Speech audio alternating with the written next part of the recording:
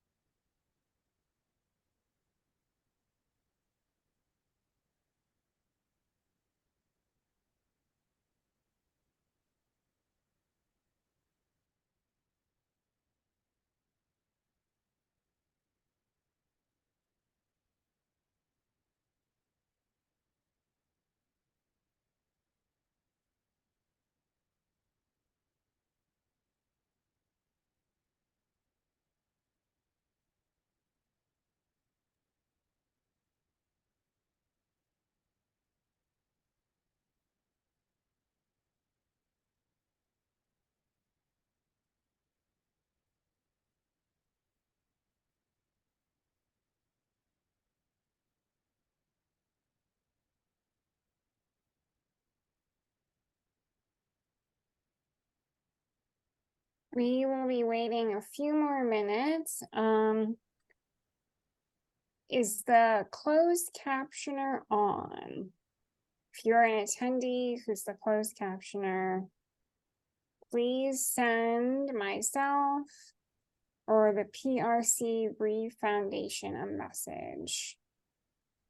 And for everybody else, please thank you for your patience as we get this situated to begin.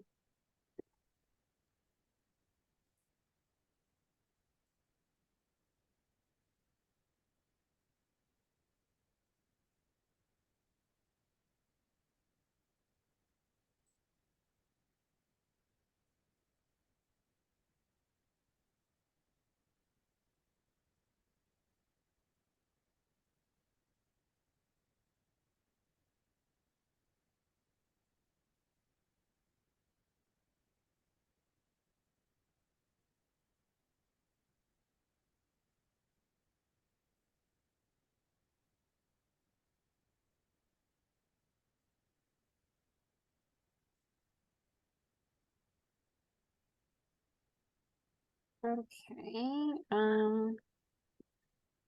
one moment, everybody. I'm so sorry. I want to make sure the closed captioning person is on. So if you can give me 1 to 2 more minutes, we will get this figured out.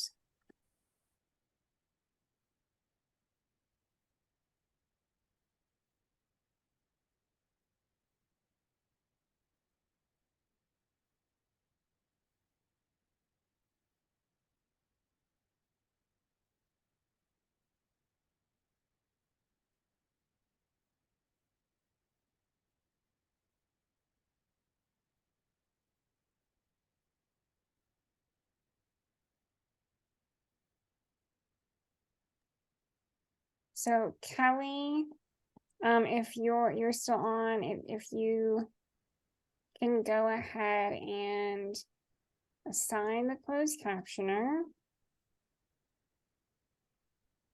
Okay. I think we are good to go. So if anybody who is listening, watching, would like the captions, please click on the More button with the 3 dots at the bottom of your screen, and then click Captions, and then click Show Captions. We are going to go ahead and get started.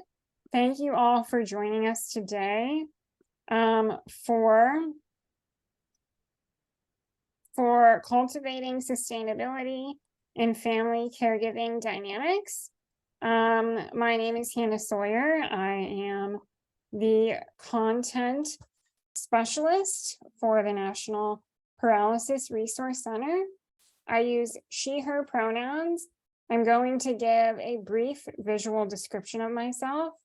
I'm a white woman with a blonde ponytail, a striped blue and white sweater. I'm wearing blue earrings, and there's a gold and white tapestry behind me. I live with spinal muscular atrophy, a form of paralysis, and I rely on both hired caregivers and care from my parents in order to live in the community and stay healthy. I know from having someone take care of me my entire life the importance of recognizing the intricacies of caregiving relationships. November is National Family Caregivers Awareness Month. And us here at the National Paralysis Resource Center, we wanted to take this opportunity to recognize how crucial family caregivers are and to have a discussion about family caregiving dynamics, both from the point of view of family caregivers and those who are being cared for. I'm thrilled to be able to host this family caregiving panel with Naomi D. Williams of Exceptional Living 101 and Amy Wang-Hiller from Thrive X Drive.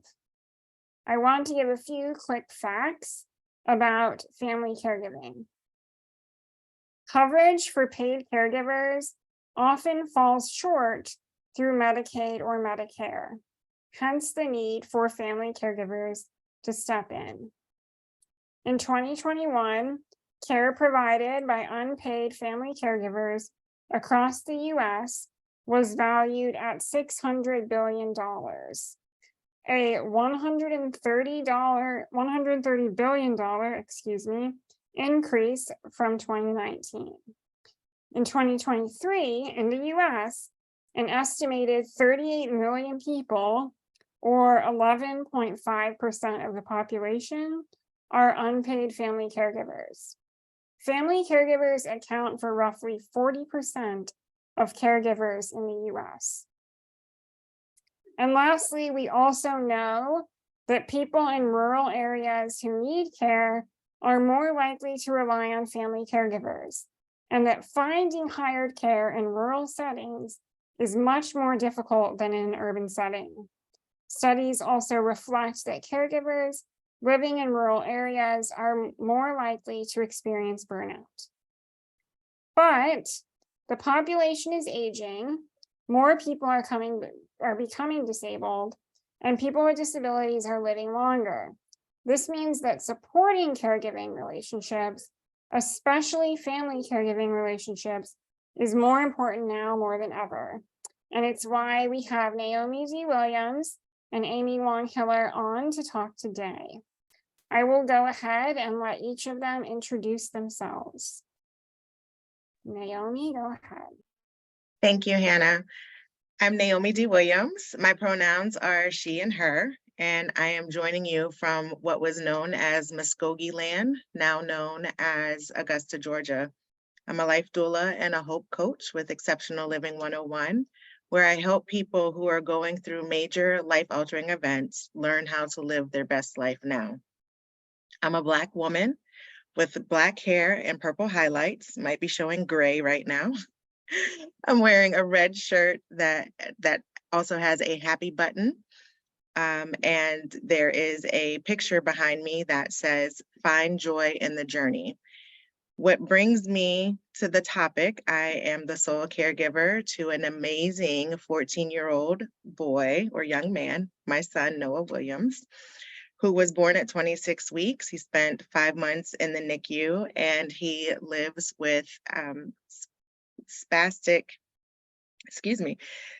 quadriplegia, cerebral palsy. He has a laundry list of diagnoses. He's a train wreck on paper, but he is not that paper. I am happy to have this conversation and be among you all today. Thank you so much, Naomi. Amy. Hi, so I have a pronoun as she, her, and I am a violinist and a violin teacher at Dallas Fort Worth area. And I'm also pursuing my doctoral degree in violin performance with a related field as instrumental conducting. And I have a YouTube and the Instagram focused on talking about my life as a quadriplegic and how I live with my diagnosis, how I find out my a laundry list of diagnoses. And I live with Ehlers Danlos syndrome, and because of the complication with the spinal cord, and I become gradually paralyzed and become a C2 incomplete quadriplegic. And I live with my husband. He is a school teacher in secondary math, and he actually taking care of me. Basically, he's my primary caregiver. And I forgot about describing myself as an Asian woman, and I have a long black hair, and I didn't have anything and just kind of leave it down, and it's kind of exit out of screen. And I have a sky blue blouse, and with a design of V-line, have some material, same material, 2 ribbon strings through the little loop.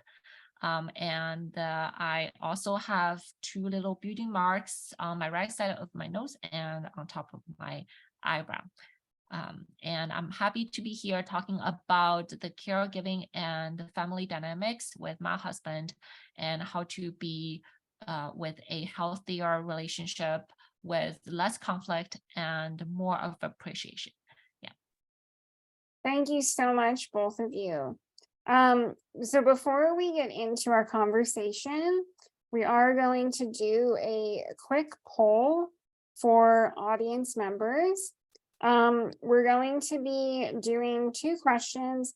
This is just to get a better idea of the demographics of who is on the webinar today. So you should see on your screen 2 questions. Essentially, are you a caregiver, person receiving care, or other? And if you are a caregiver, how long have you been providing care?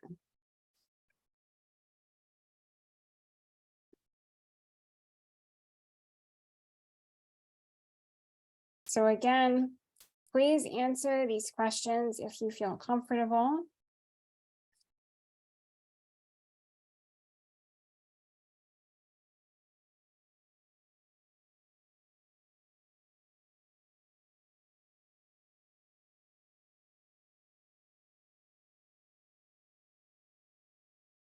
Okay. We'll wait a few more seconds. There's 2 people who haven't answered. That's completely fine. I just want to give time if you do want to answer.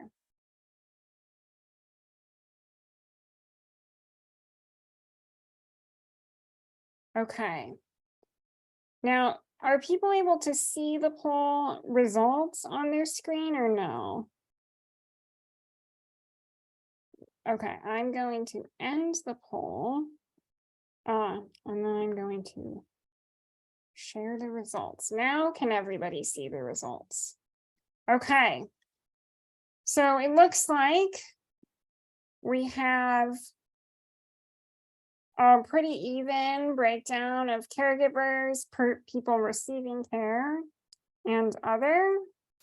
And it looks like for the caregivers that are on the call, the majority have been providing care for over 10 years, with then an even split of 5 to 9 years and 1 to 4 years.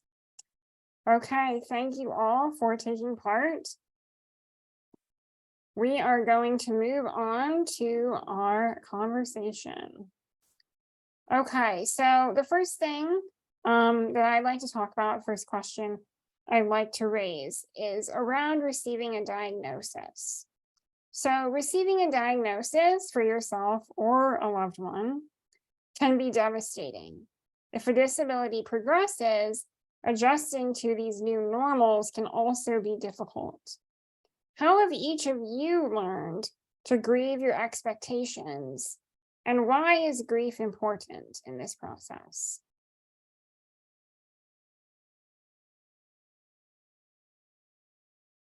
I'll jump in. This is Naomi.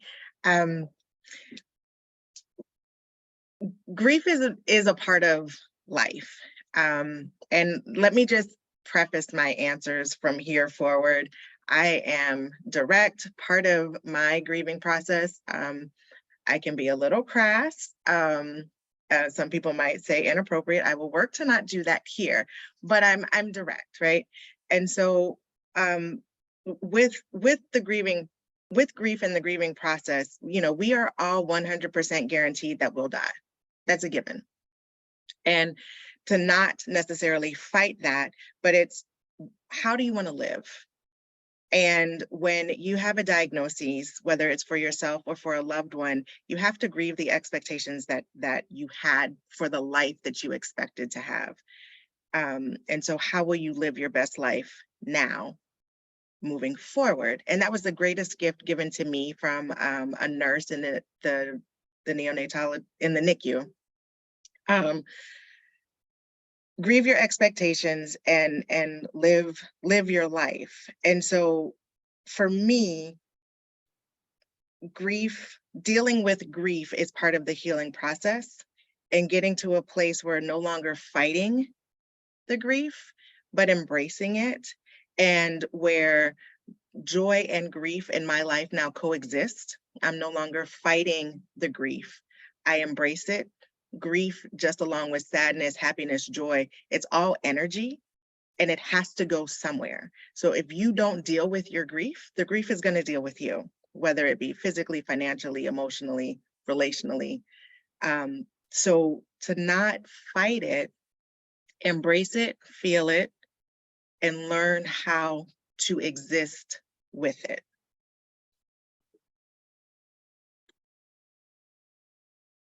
Okay, I'll go next. So I have been diagnosed with Ehlers Danlos for a couple of years.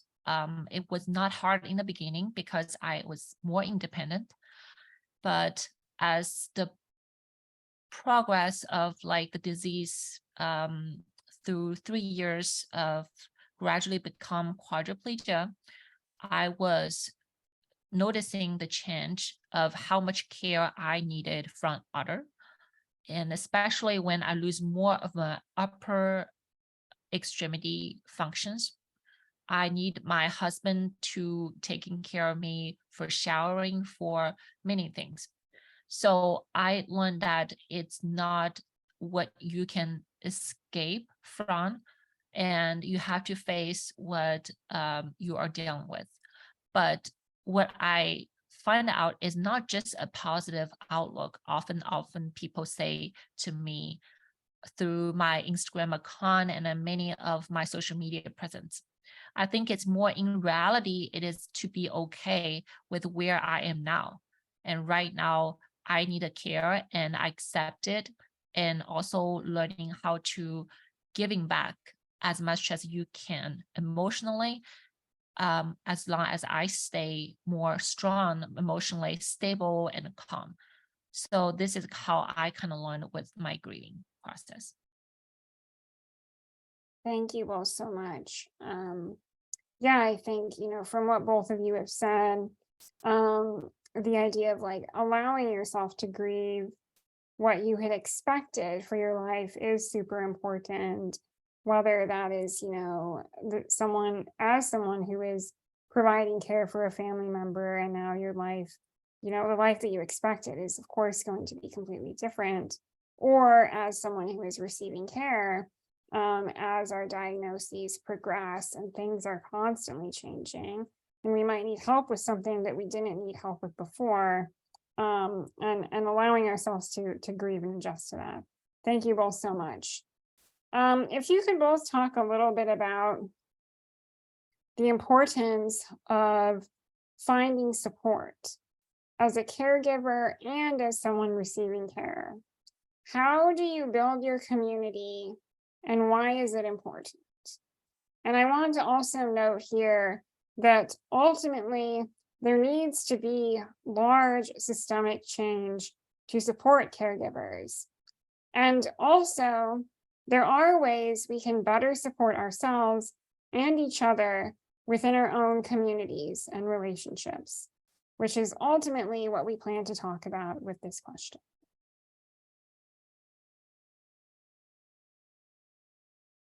Okay, so I will jump in. So for me, actually, I have a lot of support built up through the years of my diagnosis. And as my laundry basket of diagnosis increases and become fuller, my support group also become fuller. The whole entire list of my support groups on my Facebook page is literally the entire left side of those kind of panels.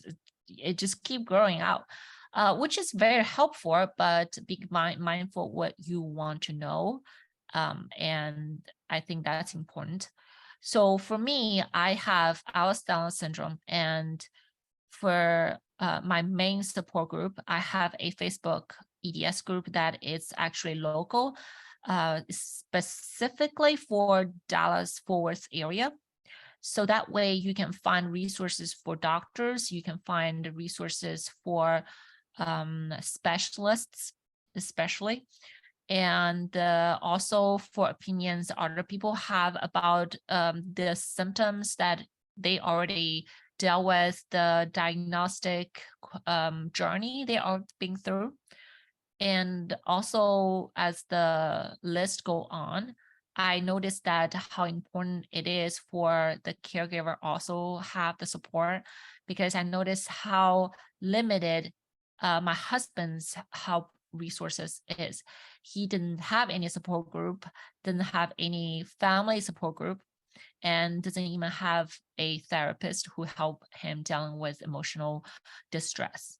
And there's a lot of ER trips, and for him, it's extra important to know how to react in those situations, and how to grieve, and how to getting through these processes, while afterwards there is new diagnosis surfacing and new progression surfacing. Yeah, I think that's pretty much I have for that question. I would say, community is vital for survival, in my opinion. You can't save another if you're drowning. And I always equate it to, if you've ever flown and the attendants will always tell you before takeoff, in the event the aircraft goes down, the oxygen mask will come down, place it over your face first before applying it to anyone else.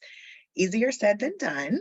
As a caregiver, but as a caregiver, you have to take care of yourself, and building community is vital. And I'm actually in a space now where I have a very strong virtual community, yet my physical community has gotten very small as my son has gotten older, and COVID did not help that at all.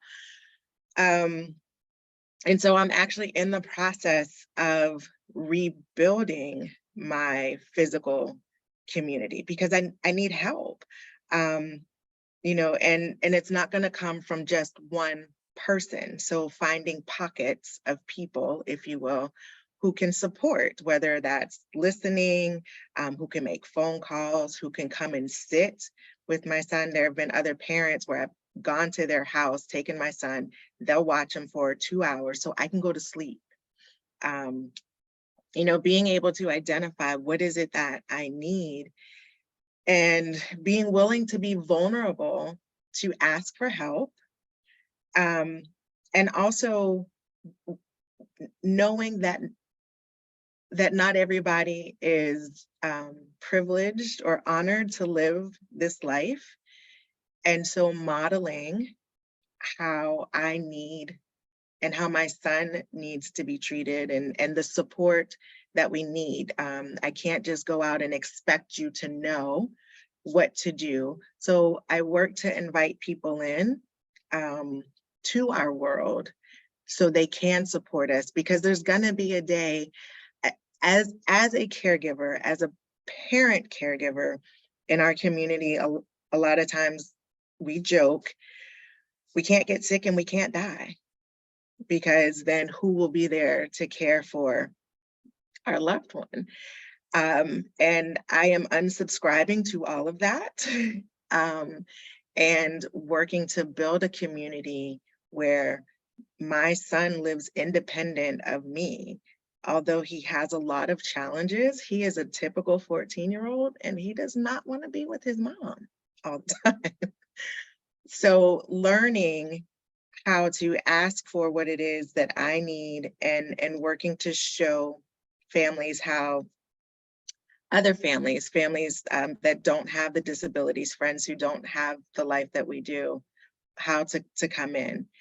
And I'll just say for me with support groups, I love support groups. I love the virtual and the physical. And at the same time, I have to monitor what I let in. So sometimes support groups become a soul vent session, or all the things that are wrong.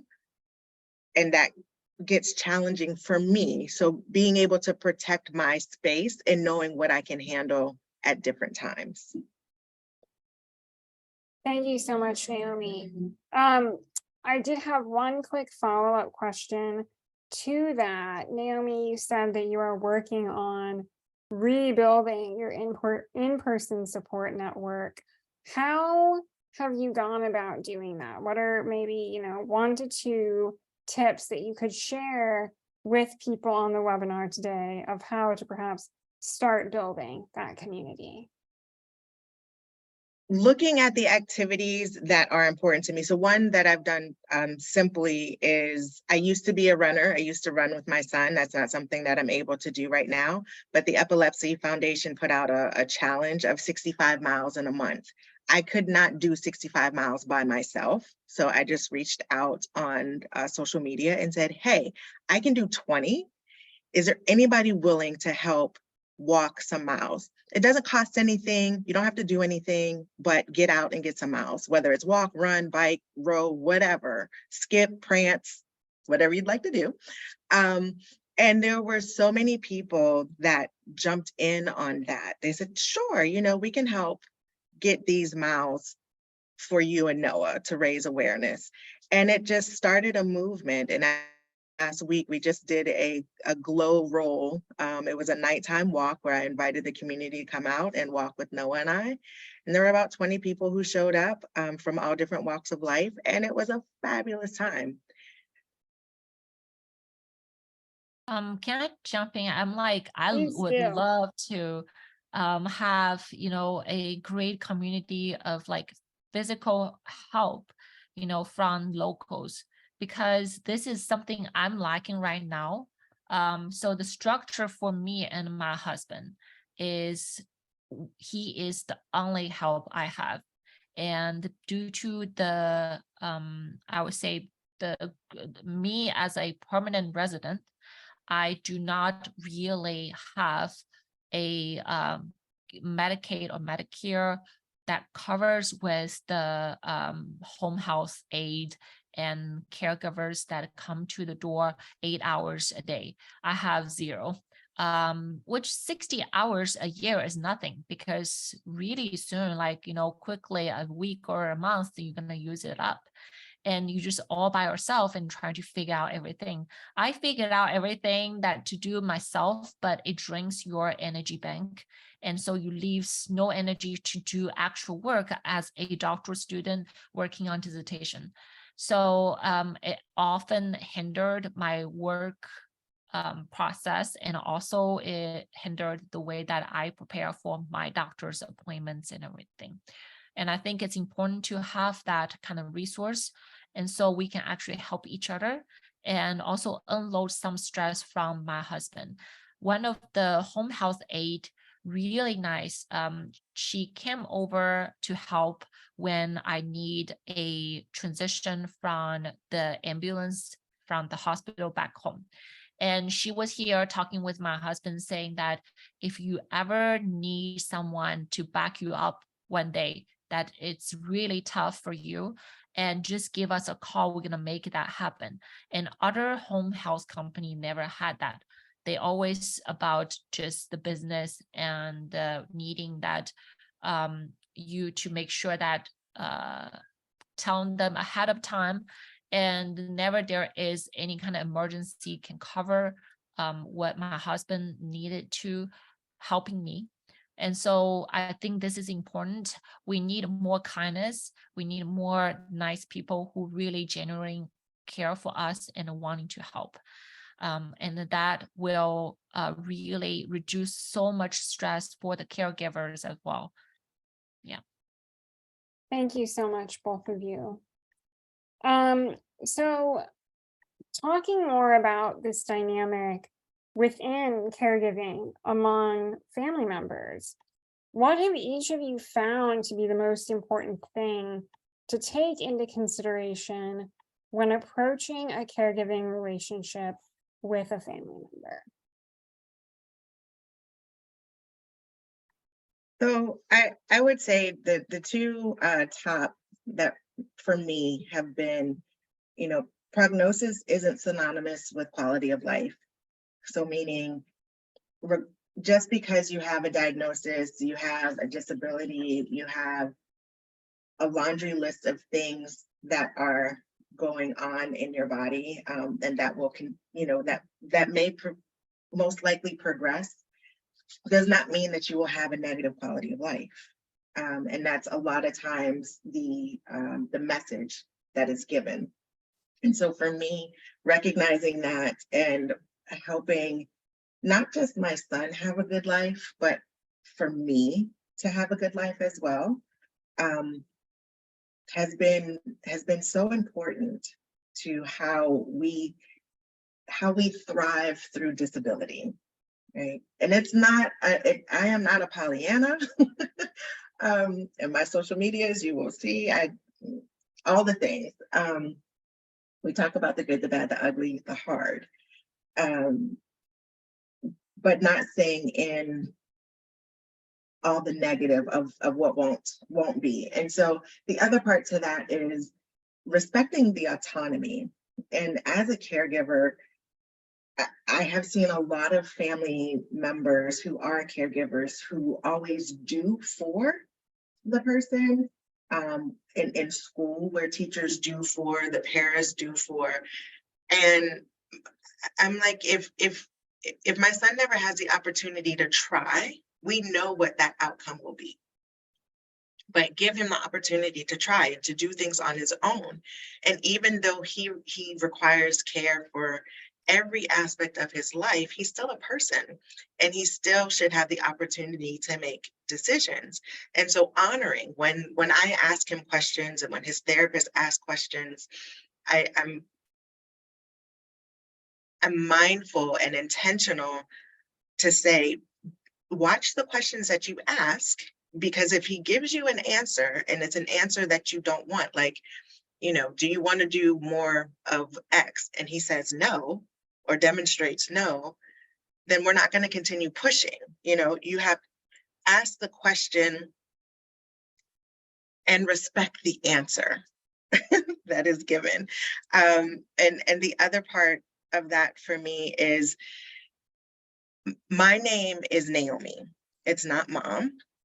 And so for me to maintain autonomy as well.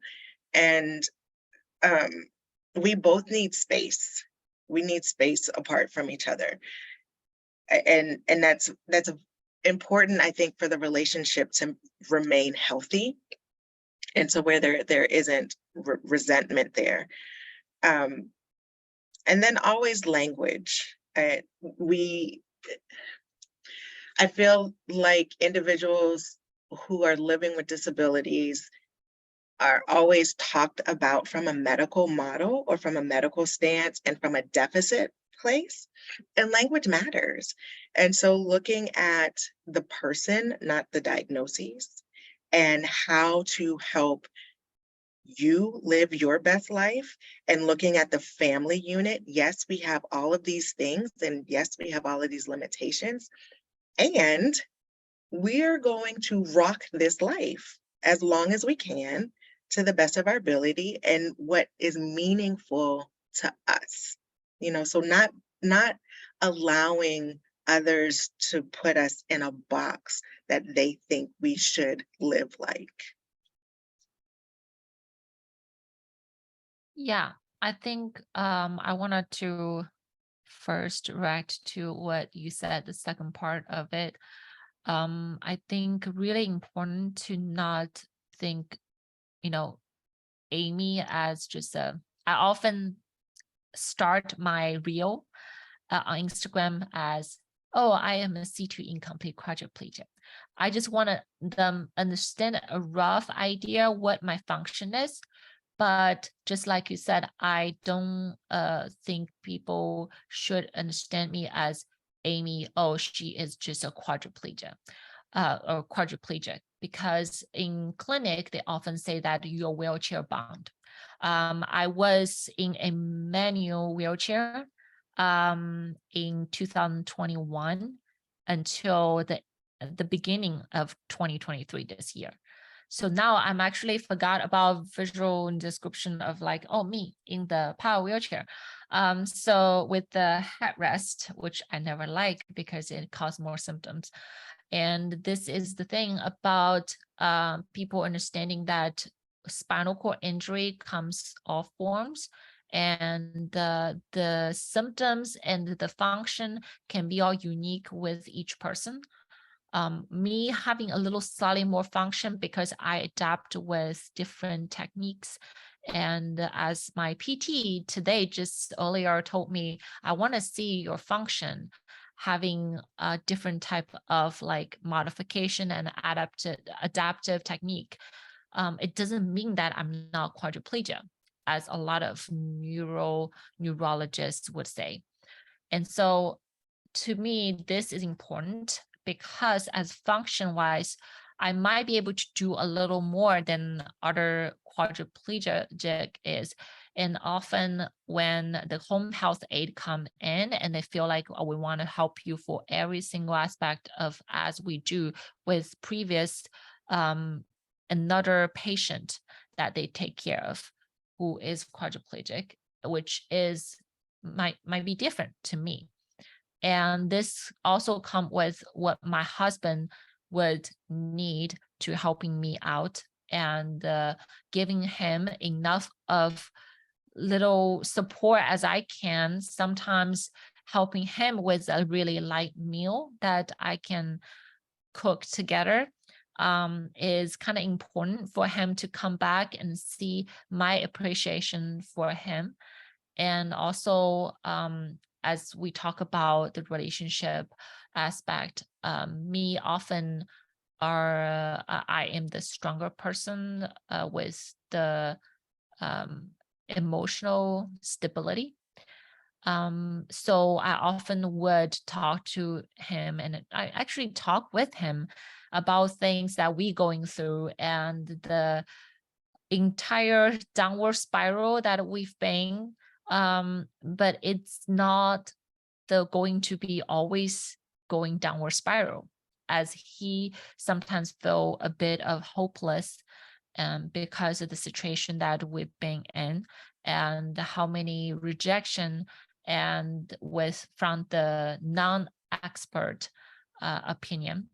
And I think it's important also not for him to think me as his therapist. That's very important, because it doesn't matter how strong, how resilient you are, you need that boundary, which is for him to actually having a individual therapist who he can be open to and express his emotion in his way. And sometimes that will be a very healthy boundary to set for you to actually taking the step back and protect your own mental health. And there is also the issues with how things are difficult, and you often forgot about easily to say thank you.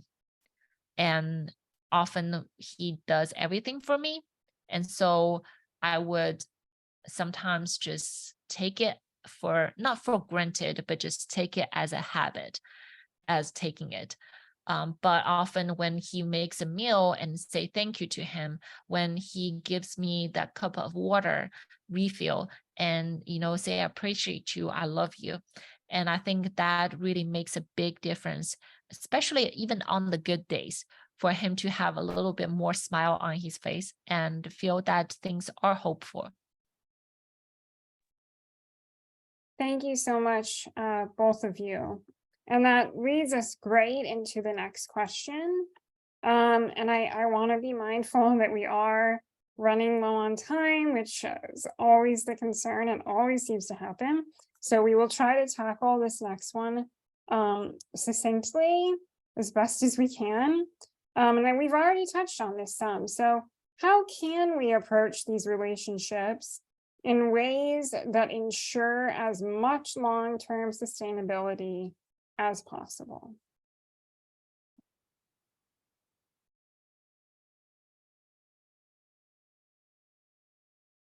Amy, do you want to take that one first? Oh, can you repeat that again? I was reading the comments that you had Sure. talking about the wheelchair bound. Yes, we're never wheelchair bound. And Yep. for a lot of people who doesn't know, that has to be clarified that, we can transfer easily to a different chair or bed. And actually, as a violinist, still playing violin in orchestras, I do transfer into a normal orchestra chair on stage. And that actually gave me better stability because with my lumbar support pillow, and also gives a audience a view that, of me transferring, and that we are free from the wheelchair, far from wheelchair bound. Yeah. And also, yeah, please repeat that question. Yes, of course. How can we approach these relationships in a way that ensures as much long-term sustainability as possible? I think as what I just talked about, everything included, but also I think that having a really great community, and especially physical community that locally, and that can relieve some of the stress from the caregiver, especially family caregiver that who does not get paid and actually having often overload of works.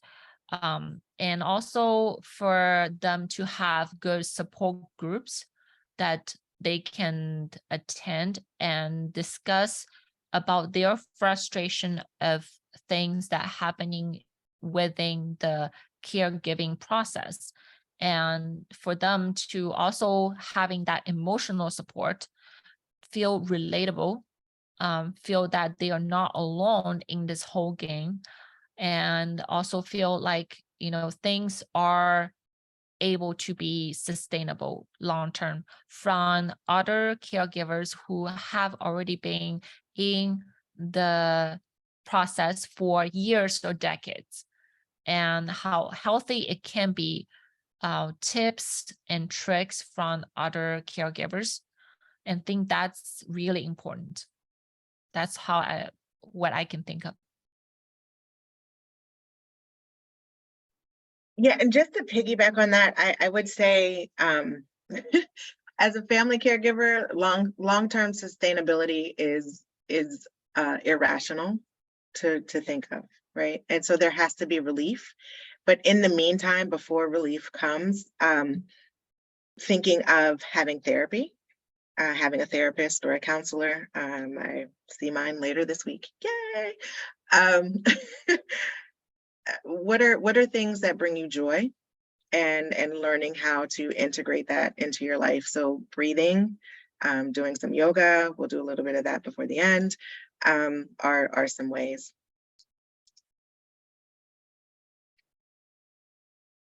I just wanted to say that thank you for all the little tips of those things that thinking about that can bring you joy and stuff. I would definitely take the note and to my husband. And thank you. And also, I think it's very important for having that therapy sessions. To me, I am benefiting from the long-term therapy for years, and seeing my transition, my transformation, actually, the changes that I made And so I think that really it's going to be helpful if my husband can get the help. Currently, he doesn't really have one. But I think, with the emotional regulation, especially, it's definitely helpful with caregiving, with small little conflicts that often will surface day by day, like literally in everyday situation, and it can be different in the afternoon than in the morning. Thank you both so much. I want to quickly reiterate some of the wonderful points that you've both said.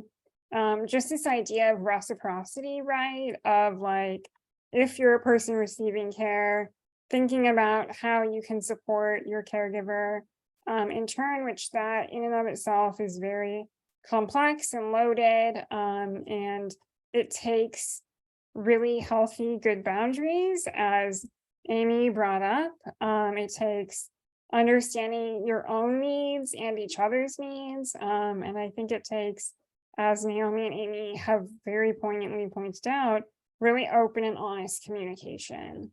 And we also touched on the idea of creating space, allowing caregivers to be more than just caregivers, allowing people receiving care to be more than just the person receiving care.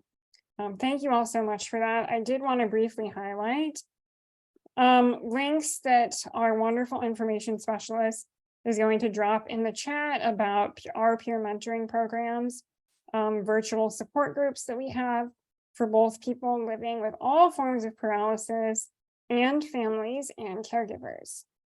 We are going to pivot and have probably 5-ish minutes to do Q&As with audience members before we head into our closing. So there was already one question in the chat. What are your favorite ways to debrief and give yourself a break? I find myself, as the person receiving care, a bit overwhelmed at times and would love some ideas. I really relate to that. Amy or Naomi, would either of you like to answer that? That's an excellent question. Thank you. I am a believer of having a lot of different tools in my toolbox, because what works now may not work in 5-10 minutes. So I have a cup of tea that is sitting here with me right now. It just all depends on what it is that you're able to do and when, depending on what your weather is like. So sometimes listening to music and burning a candle, sitting in the dark for 5-10 minutes. It depends on how much time that I have. It could be taking a bath. A lot of times going out, sometimes I'll just go stand on my front porch or sit there. If my son is with me, I'll take him with me as well. We may go for a walk. It just all depends on what kind of energy I'm feeling and how I need to move. Sometimes I do a primal scream. If you've never done it, I highly recommend it. Very cathartic. So those are some simple, practical, don't cost money, and I think you might be able to do some on independently. So those are some of my tools. Jiu-jitsu is a big one. It was a big one for me too. Punching stuff out. I know that I just said my husband doesn't have a therapist. And I think still I appreciate how he is going to make himself cool down.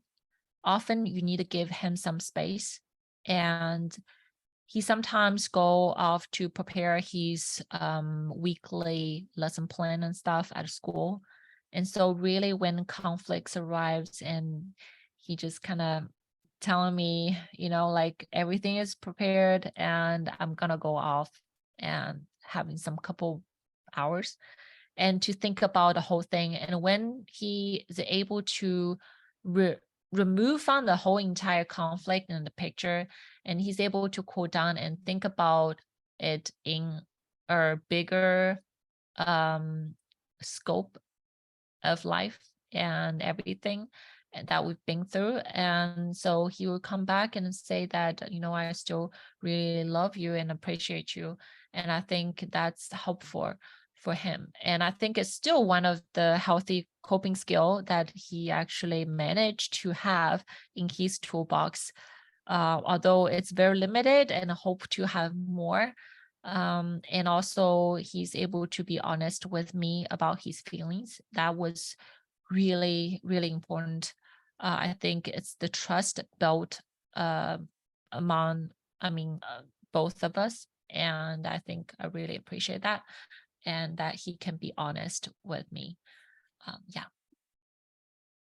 Thank you so much. I wanted to add that as someone who relies on caregivers, making sure I have time to myself is really important.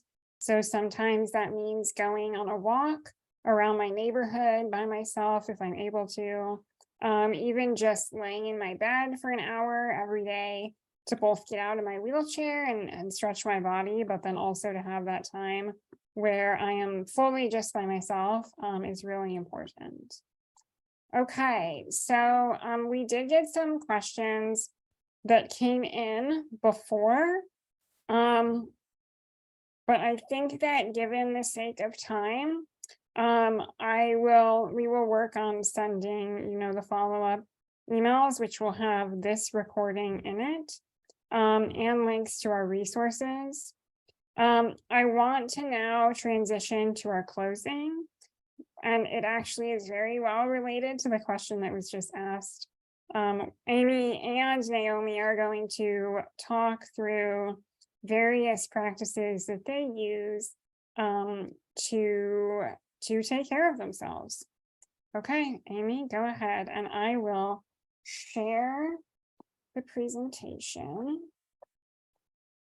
Yeah, thank you. So this is literally what the second part of how I've been dealing with stress, and how I've been able to helping myself to getting out of that kind of mental space.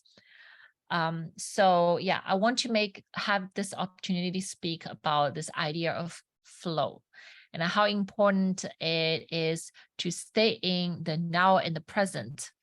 As I am a violinist, I often associate that with music. So as you think about music has a flow of rhythm, and within itself having that kind of tempo. It doesn't matter how tempo change, how fast, how slow it is, like it's still going along with that that rhythm. And so within that rhythm, we often find its flow. But if that motion ever stops, and that music often stops as well. So life is just like that. If we always in that rhythm of now, and we always will keep going and rolling with that life. But if it stops and you start finding that conflicts, and you're in that little twisty yarn that it feels hard to getting out of. So healthy strategies is really important. And so often we feel like grief is just like a smooth line of finding that rhythm of anger, depression, and then we getting bargaining, and then we accepting. But often we are in the midst of this yarn, and then we keep turning back and rolling into that cycle. And often you think that healthy strategies that is not really just going through the feelings, and the CBT always telling us to having the feelings, understanding the thoughts, and doing the actions and changing the actions. And often accepting is also not always beautiful, as you kind of sending through the difficulty of struggling, and we then understanding how we can become better self. Often it is really going through these cycles over and over. So how it is really accepting, or the stage of grief is next of the slide.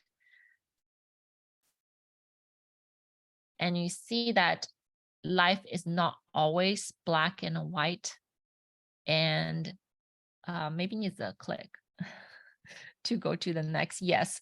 So if we relieving and we never move on, we reliving, right? We never really move on to the next stage of life. We lose that kind of mind and body connection and stay in the center of self and keep being better self each day. Often we move on, doesn't mean that we we never reliving that kind of grief, and we often actually carry these things, and we do that by getting better each time and faster each time. And again, I think this will really flow well with the next section of how the breathing exercise is. We revisit, let go, and we repeat, be present of ourselves. And as you going through the next breathing exercise, and I think you will kind of start understanding that whole entire process is. And I want to thank you for all the artists who help to build up this kind of imaging. And also thank you for Naomi for the next section as well. Yeah. Thank you. What a great setup, Amy. Thank you for that. So I'm going to take us into a simple breathing exercise. I invite you all in to participate with me. I promise I won't hurt you, and you can go at your own pace. But I invite you to close your eyes, and if you can, have your feet touching a surface. So whether that's the floor or foot plates, but to where you have contact, and just bring your awareness to your breath. Don't change it, just bring your awareness to it. And then just begin to bring your awareness to the sounds in your room.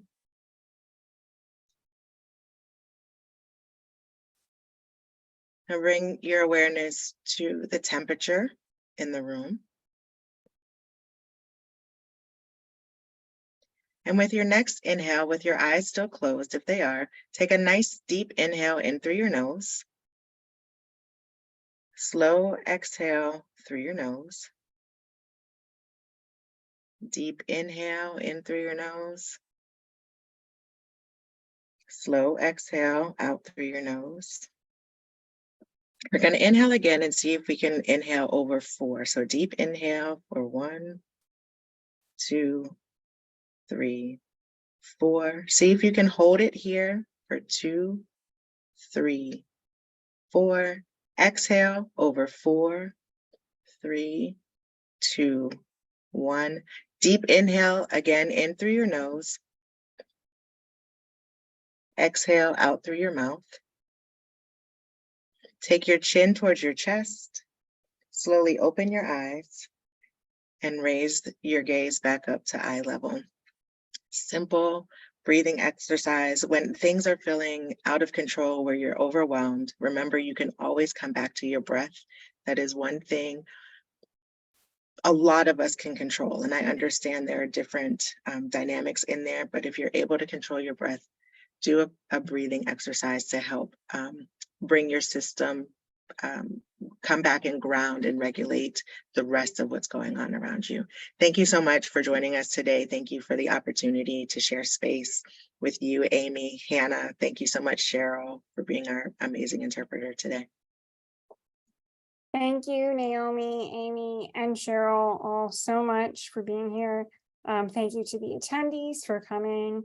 I want to remind everybody that the National Paralysis Resource Center offers many free programs and resources for people living with all forms of paralysis, their family members, caregivers, and advocates. Some of those links have been dropped in the chat. And I again will reiterate that, of course, We need larger systemic change to support caregivers, whether paid or unpaid, and to support those receiving care. And the NPRC is doing a lot of wonderful advocacy work around that. And I just hope that, everyone is able to leave today realizing that there are things that we can do within our own communities and within our own relationships to create change as well. Thank you all for joining us. There will be a follow-up email sent out in about a week with the recording to this, along with a copy of the chat. I am just seeing that. I believe I can do that. Okay. Thank you everyone for your patience. Okay, yep. Thank you. Thank you to my wonderful people helping in the background. Perfect. Okay, thank you everyone. I hope you have a great rest of your day. Take care. Bye-bye.